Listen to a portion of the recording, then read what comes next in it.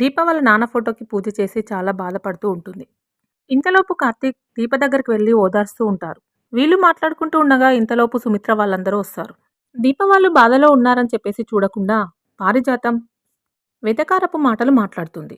పారిజాతం మాటలు విన్న కార్తీక్, పారు, ఇది జోకులు మాట్లాడే టైం కాదు, నువ్వు కాస్త కామ్గా ఉండని చెప్పేసి అంటాడు కార్తీక్.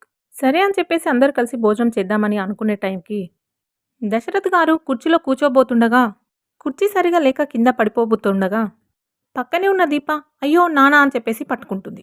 దీప అలా పిలిచేసరికి అక్కడున్న వాళ్ళందరూ ఒక్కసారిగా షాక్ అవుతారు. ఈ విషయంగా జ్యోత్స్న దీపతో గొడవ పడుతుంది. జ్యోత్స్న వాళ్ళ నాన్న జ్యోత్స్నకి ఎంత సర్ది చెప్పాలని చెప్పేసి అనుకున్నా కూడా పారిజాతం కూడా ఇదే విషయంగా తన నోటికొచ్చినట్టుగా మాట్లాడుతుంది.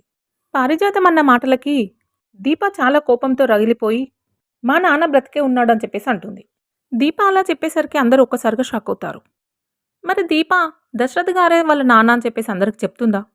తర్వాత ఏం జరుగుతుంది మళ్ళీ మన ఛానల్లో చూద్దాం. Thank you friends, please subscribe my channel.